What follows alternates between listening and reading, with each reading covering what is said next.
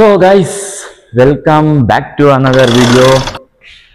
ಇವತ್ತಿನ ವಿಡಿಯೋ ಬಂದ್ಬಿಟ್ಟು ಜಿಮ್ಮಿಗೆ ಹೊಸ್ದಾಗಿ ಜಾಯ್ನ್ ಆಗಿರ್ತಾರಲ್ಲ, ಸ್ವಲ್ಪ ದಿನ ಮಾಡ್ತಾರೆ ಮತ್ತು ಆಮೇಲೆ ಜಿಮ್ ಬಿಟ್ಟು ಹೋಗ್ತಾರೆ ಅಂತಾರೆ. ಎಷ್ಟೋ ಜನ ಅವ್ರೆ ಜಿಮ್ ಬಿಟ್ಟು ಇವಾಗ ಒಂದೆರಡು ದಿನ ಬರೋದು, ಪುಷಪ್ಸು ಎಲ್ಲ ವರ್ಕೌಟ್ ಮಾಡಿದ ತಕ್ಷಣ ಸ್ವಲ್ಪ ಬಾಡಿ ಪೇನ್ ಆಗಿದ ತಕ್ಷಣ ಹೊರಟ್ಬಿಡ್ತಾರೆ. ಈಗ ಯಾವನ್ ಮಾಡ್ತಾನೆ ಬಿಡು ಅಂತಂದ್ಬಿಟ್ಟು ತಿರ್ಗಿ ಆಮೇಲೆ ಇನ್ನೊಂದು ಏನು ಗೊತ್ತಾ, ಅಷ್ಟು ಜನ ಮಾಡ್ತಿರ್ತಾರೆ ವರ್ಕೌಟು, 1 ತಿಂಗಳು 2 ತಿಂಗಳು ಮಾಡ್ತಿರ್ತಾರೆ, ಬಂದ್ಬಿಡ್ತಾರೆ ಗೈಸ್. ಒನ್ ಡೇ ಬಂದ್ಬಿಟ್ಟು ಆಮೇಲೆ ಗ್ಯಾಪ್. ಇವಾಗ ಒಂದೇ ಏನಾದ್ರು ಗ್ಯಾಪ್ ಆಯ್ತು ಅಂದ್ರೆ ಮುಗೀತು, ಇನ್ನು ಮತ್ತೆ ರಿಟರ್ನ್ ಜಿಮ್ ಕಡೆ ಬರಲ್ಲ. ಮತ್ತೆ ಬಂದ್ರು ಅಂದ್ರು ಇನ್ ಯಾವಾಗ್ಲೋ ಬರೋದು, ಇಲ್ಲಾಂದ್ರೆ ಬರೋದೇ ಇಲ್ಲ ಜಿಮ್ ಕಡೆ. ಆ ತರ ಯಾವ್ದೇ ಕಾರಣಕ್ಕೂ ಮಾಡಕ್ ಹೋಗ್ಬಿಡ್ರಿ. ಆ ತರ ಏನಕ್ಕಾಗುತ್ತೆ ಗೊತ್ತಾ, ಫಸ್ಟ್ ಬಂದ್ಬಿಟ್ಟು ಇವಾಗ ಜಿಮ್ಮಿಗೆ ಜಾಯ್ನ್ ಆಗಿ ಫಸ್ಟ್ ಮಾಡ್ತಿರ್ತಾರಲ್ಲ, ಅವರು ಏನ್ ಮಾಡ್ತಾರೆ ಅಂದ್ರೆ ಸ್ಟಾರ್ಟಿಂಗ್ ಅಲ್ಲಿ ವರ್ಕೌಟ್ ಮಾಡೋಣ ಅಂತ ಜೋಶಲ್ಲಿ ಬರ್ತಾರೆ. ಆದ್ರೆ ವರ್ಕೌಟ್ ಮಾಡಿ ಬಾಡಿ ಪೇನ್ ಏನಾದ್ರು ಬಂತು ಅಂದ್ರೆ ಅಷ್ಟೇ ಸ್ಟಾಪ್ ಮಾಡ್ಬಿಡ್ತಾರೆ. ಮತ್ತೆ ಮತ್ತೆ ಜಿಮ್ ಕಡೆನೂ ಬರಲ್ಲ, ಜಿಮ್ ಫೀಸ್ ಕಟ್ಟಿರೋದನ್ನು ಮಾತು ಕೊಡ್ತಾರೆ ಅವರು. ಆ ತರ ಮಾಡ್ತಾರೆ. ತರ ಎಲ್ಲ ತಪ್ಪು ಮಾಡಕ್ ಹೋಗ್ಬಿಡ್ರಿ. ಸ್ಟಾರ್ಟಿಂಗ್ ಅಲ್ಲಿ ಸ್ವಲ್ಪ ಪೇನ್ ಇರುತ್ತೆ, ಸ್ಟಾರ್ಟಿಂಗ್ ಅಲ್ಲಿ ಮಾತ್ರ ಆ ತರ ಪೇನ್ ಇರೋದು. ಆಮೇಲೆ ಹೋಗ್ತಾ ಹೋಗ್ತಾ ಸೆಟ್ ಆಗ್ಬಿಡುತ್ತೆ ನಿಮ್ಗೆ. ಅಡ್ಜಸ್ಟ್ ಆಗೋವರೆಗೂ ಸ್ವಲ್ಪ 1 ವಾರ, ಆಮೇಲೆ ಬಾಡಿ ಪೇನ್ ಎಲ್ಲ ರಿಕವರಿ ಆಗುತ್ತೆ. ನಾರ್ಮಲ್ ನಿಮ್ ತರನೇ ಸ್ಟಾರ್ಟಿಂಗ್ ಯಾರು ವರ್ಕೌಟ್ ಮಾಡಿರಲ್ವೋ ಅವ್ರ ತರನೇ ಇರೋ ತರ ಆಗ್ತೀವಿ. ಆದ್ರೆ ಸ್ವಲ್ಪ ಪ್ರಾಬ್ಲಮ್ ಅಷ್ಟೇ, ಏನು ಮಾಡೋಕ್ಕಾಗಲ್ಲ, ಅದು ಇದ್ದಿದ್ದೇನೆ. ಎರಡನೇದು ಬಂದ್ಬಿಟ್ಟು ಏನು 1 ದಿನ 2 ದಿನ ಗ್ಯಾಪ್ ಏನಾದ್ರು ಮಧ್ಯದಾಗೆ ಗ್ಯಾಪ್ ಆಯ್ತು ಅಂದ್ರೆ ಮತ್ತಿನ್ನೊಂದು ಬರಲ್ಲ. ಮತ್ತು ಅವರಿಗೆ ಮೈಂಡ್ ಸೆಟ್ ಜಿಮ್ಗೆ ಹೋಗ್ಬೇಕು ಅನ್ನೋವರೆಗೂ ಬರಲ್ಲ. ಅದ್ಯಾಕೆ, ಅದು ಬಂದ್ಬಿಟ್ಟು ಅವರಿಗೆ ಏನು ಬಾಡಿ ಗೇನ್ ಆಗಿರಲ್ಲ, ಡಿಮೋಟಿವೇಶನ್ ಆಗಿರ್ತಾರೆ, ಅವರು ಬರಲ್ಲ ಜಿಮ್ಗೆ. ಯಾಕೆ ಬಾಡಿ ಡಿಮೋಟಿವೇಶನ್ ಮಾಡ್ಕೊಳ್ಳೋದು ಅಂದ್ರೆ, ಅವ್ರ ಫುಡ್ ಎಲ್ಲ ಕ್ಲೀನಾಗಿ ಹಾಕಿರಲ್ಲ, ಮತ್ತಿನ್ನೊಂದು ಕ್ಲೀನಾಗಿ ವರ್ಕೌಟ್ ಮಾಡ್ತಿರಲ್ಲ, ಲೇಜಿ ಆಗಿರ್ತಾರೆ. ಕ್ಲೀನಾಗಿ ಇದನ್ನ ಮಾಡೋದೇ ಪ್ರಿಫರ್ ಮಾಡೋದು ಏನಿಲ್ಲ. ವರ್ಕೌಟ್ ಮಾಡಿದ್ರೆ ಒಂದು ಮಾಡೋದು, ತಿರ್ಗಾಮೇಲೆ ಸುಮ್ಮನಾಗೋದು, ಸ್ನ್ಯಾಪ್ ಗಿಪ್ ಹಾಕೊಂಡು ಸುಮ್ಮನಾಗ್ಬಿಡ್ತಾರೆ, ಫೋಟೋ ಗಿಟೋ ತಕ್ಕೊಂಡು. ಏನ್ ಪ್ರಯೋಜನ ಜಿಮ್ಮಿಗೆ ಬಂದು? ಏನ್ ಪ್ರಯೋಜನ? ಜಿಮ್ ಫೀಸ್ ಕಟ್ಟಿ ಏನ್ ಪ್ರಯೋಜನ? ಜಿಮ್ಮಿಗೆ ಬಂದ್ಮೇಲೆ ವರ್ಕೌಟು ಮಾಡಬೇಕು, ಡಯಟು ಮಾಡಬೇಕು, ವಿತ್ ಮೈಂಡ್ ಕಂಟ್ರೋಲ್ ಇರಬೇಕು. ಅವಾಗ್ಲೇನೆ ನಿಮಗೆ ಜಿಮ್ಮಿಗೆ ಬಂದು ವರ್ಕೌಟ್ ಮಾಡಿ ಬಾಡಿ ಬಿಲ್ಡ್ ಮಾಡೋಕ್ಕಾಗೋದು. ಬಾಡಿ ಬಿಲ್ಡ್ ಮಾಡೋಕ್ಕೋಸ್ಕರ ಬರಕ್ ಹೋಗ್ಬೇಡ್ರಿ ಯಾರನ್ನು ಜಿಮ್ಮಿಗೆ. ಬಾಡಿ ಫಿಟ್ ಆಗಿ ಇರಿಸ್ಕೋಬೇಕು ಅಂತಂದು ಬರಬೇಕು ಜಿಮ್ಮಿಗೆ. ಆಮೇಲೆ ನಿಮಗೆ ನೆಕ್ಸ್ಟು ಇವಾಗ ಬಾಡಿ ಫಿಟ್ ಆಯ್ತಾ, ಆಮೇಲೆ ಬಿಲ್ಡ್ ಮಾಡ್ಬೇಕಾ, ಆಮೇಲೆ ದಪ್ಪ, ಆ ಥರ ಮಾಡಬೇಕು.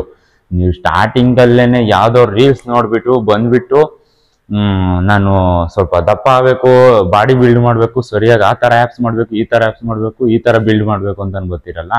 ಆ ಥರ ಎಲ್ಲ ಬರೋಕ್ಕೆ ಹೋಗ್ಬೇಡ್ರಿ. ಒಂದು ತಿಳ್ಕೊಬಿಡ್ರಿ, ಜಿಮ್ಮಿಗೆ ಬರ್ತೀನಿ ಅಂದರೆ ನಮ್ಮ ಬಾಡಿನ ನಾವು ಫಿಟ್ಟಾಗಿ ಇಟ್ಕೊಳ್ಳೋದಕ್ಕೋಸ್ಕರ ಬಂದ್ಬಿಡಿ. ಆಮೇಲೆ ನಿಮಗೆ ಮೋಟಿವೇಶನ್ ಬಂದ್ಬಿಟ್ಟು ನಿಮಗೆ ಫುಡ್ಡಿನ ಬಗ್ಗೆ ಎಲ್ಲ ಗೊತ್ತಾಗಿ ನಿಮ್ಮ ಬಾಡಿನ ನೀವು ಕಂಟ್ರೋಲ್ ಆಗಿ ಇಟ್ಕೊಳ್ತೀರಲ್ಲ, ಆವಾಗ ನೀವು ಏನು ಬಾಡಿ ಬಿಲ್ಡ್ ಮಾಡೋಕ್ಕೆ ಸ್ಟಾರ್ಟ್ ಮಾಡಿ. ಆವಾಗ ನಿಮಗೆ ಒಳ್ಳೆ ಹೆಲ್ಪ್ ಆಗುತ್ತೆ.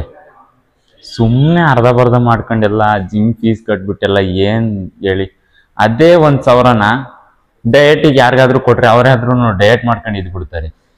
ಓಕೆನಾ? ಆ ಥರ ಎಲ್ಲ ತಪ್ಪು ಮಾಡೋಕೆ ಹೋಗ್ಬೇಡ್ರಿ. 1,000ದಾಗ ಎಷ್ಟೋ ಕೆಲಸಗಳಾಗ್ತವೆ. ನೀವು ಆ 1,000ನ ಕಟ್ಬಿಟ್ಟು ಇದನ್ನ ಮಾಡ್ಕೊಳಕ್ ಹೋಗ್ಬೇಡ್ರಿ. ಜಿಮ್ಮಿಗೆ ಬನ್ನಿ, ವರ್ಕೌಟ್ ಮಾಡಿಬಿಟ್ಟು ಎಲ್ಲ ಮುಗಿಸ್ಕೊಳ್ಳಿ. ಕ್ಲೀನಾಗಿ ವರ್ಕೌಟ್ ಯಾರು ಮಾಡಿ ಚೆನ್ನಾಗಿ ಇಟ್ಕೊಂತಾರ ಬಾಡಿನ, ಅವರು ಯಾವುದೇ ಕಾರಣಕ್ಕೂ ಯಾರ ಹತ್ರನೂ ತಲೆ ತಗ್ಸಲ್ಲ. ಯಾಕೆ ಅಂತಂದ್ರೆ ಅವರಿಗೆ ಒಂದು ಗತ್ತನ್ನೋದು ಬಂದ್ಬಿಟ್ಟಿರುತ್ತೆ. ಯಾಕೆಂದ್ರೆ ಜಿಮ್ಮಿಗೆ ಬಂದ್ಮೇಲೆ ಏನೋ ಒಂಥರ ಅವರಿಗೆ ಫೀಲು. ಆ ಥರ ಇರಬೇಕು ಅಂತಂದ್ರೆ ಜಿಮ್ಮಿಗೆ ಬಂದು ಕ್ಲೀನಾಗಿ ವರ್ಕೌಟ್ ಮಾಡಿ ಮೇಂಟೈನ್ ಮಾಡಿ.